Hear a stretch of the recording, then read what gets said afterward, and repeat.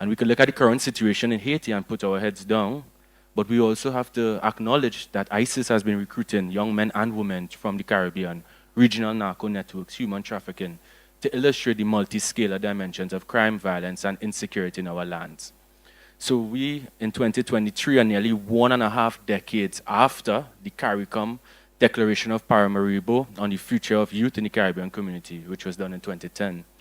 So it is without question that Caribbean governments and development agencies accept the importance of youth voices.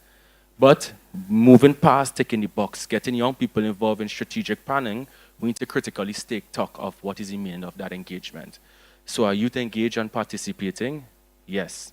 But what is the quality of that engagement and participation? Who are the youth who have platforms to amplify their voices? Whose voices are silenced?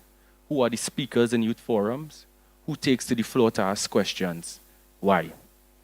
I think there are 3 issues that drive youth exclusion or maintain a narrowly inclusive youth engagement and participation framework. The first one is the lack of diversity. A major oversight in high-level fora remains the lack of diversity of underrepresented groups. Disabled youth, the deaf, the blind, and neurodivergent. In the Office of the Prime Minister, there's a commitment in Trinidad and Tobago to have deaf youth included. Those one of the easier groups to get involved. Hey, I'm bringing the house down.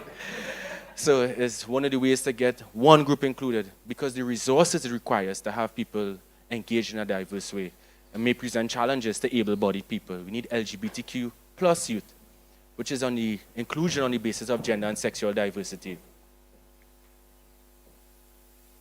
Everything blessed? No, man. That's the cool breeze of the Helen of the West Indies. So yeah, so we have youth needs, right? Youth not in employment, education, or formal training. And then we look at women's leadership, empowering women leaders and the engendering of perspectives, especially institutional processes. A second dimension, which was alluded to in the first panel, is weak planning, organizing, and outreach. So sometimes as young people, because the lack of diversity, we engage with normative practices in development, which happens between the hours of 8 a.m. and 4 p.m. So young parents, youth with disabilities, addressing the issue of male disengagement. The issue is not that we don't have male farmers, it's that young men have a lower uptake in the social sector.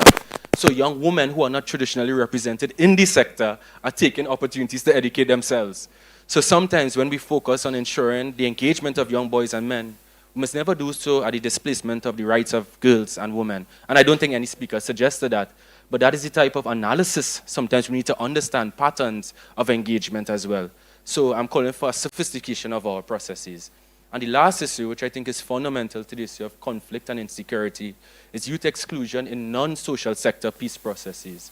So you want youth in health, education, and social development? Yes. Put me into foreign affairs now. Put me into national security. And fundamentally is the issue of ageism, where seniority matters and rank, and the ability to operate at that level, which sometimes spits in the face of their expertise and training. So it's not that I assume that a young person must be the head of the mission because they're young and we need to have parity. We should. It is that we must cultivate the talent and resources to allow them to lead, because we know there are geopolitical dimensions and regional dimensions to this problem. So in closing, not to colonize more time on the microphone, would be we need to monitor social inclusion, have youth-responsive planning, and mainstreaming youth in national security and macroeconomic planning, which I could provide more information to subsequently. And I want to say, I urge all of you to think seriously and commit yourself to peace building in your countries. You have misuse of technology facilitated gender-based violence, gangs and the ideals of manhood, women's poverty, the lack of economic autonomy, transactional sex among girls and boys. We have issues, and quite frankly, we are losing this fight at a regional level.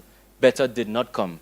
So the Caribbean Development Bank can strongly reflect on a gender-sensitive, multi-scalar, development-driven youth peace and security program for local actions, which includes public education, social investment, and promoting public accountability. Thank you.